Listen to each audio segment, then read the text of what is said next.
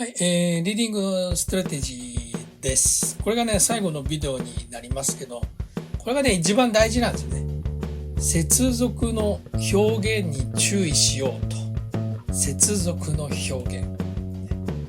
どんなものがあるのか、紹介します。はい、これもね、まだ一部なんですけど、だから、それで、でも、しかし、けれど、それになぜなら、例えばこのようにってね、いっぱいありますけど、例えばこのようにはね N3 ぐらいじゃないと使わないかなと思いますが、でも N4 から N3、N2、N1 はこの接続の表現に気をつけて文章を読む。これはもう絶対に必要なスキルですからね。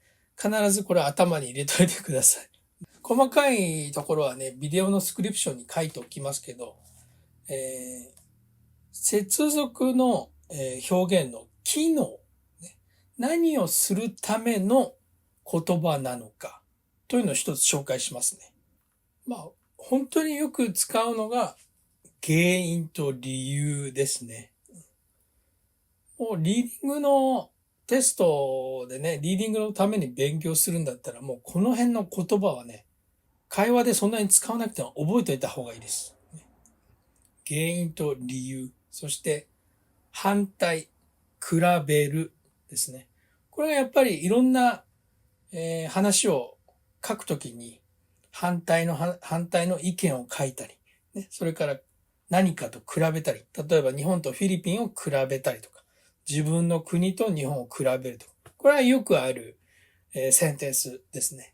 原因、理由もね、その理由をもう少し詳しく説明するとか、原因、理由を言った後にはもちろんその結果があるので、その結果を説明するというね、センテンスも多いです。原因があるから何かの結果が起きるわけですよね。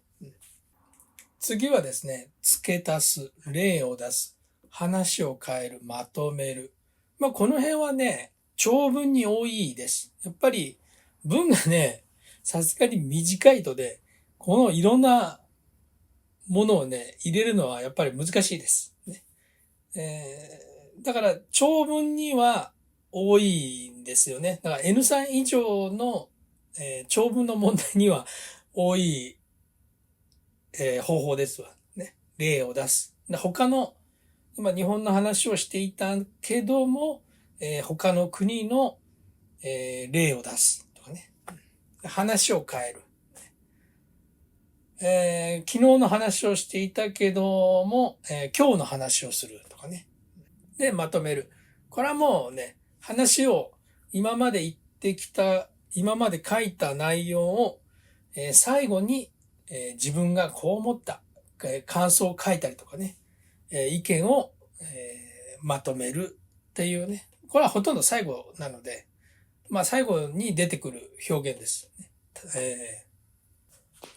これまでね、リーディングストラテジーの、ビデオをね、撮ってきました。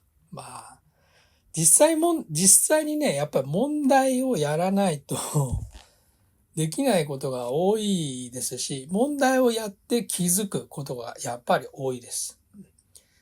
なので、問題のテキストがあるんだったらテキストをやるといいんですけど、読解の問題にはね、いいものも悪いものもあります。悪いものはその説明がないものですね。ここまでね、リーディングストラテジーのビデオ、いろいろ撮ってきました。最後までね、見ていただいてありがとうございます。本当に N4 の試験ね、それから N3 以上の試験もね、本当に頑張ってほしいなと思います。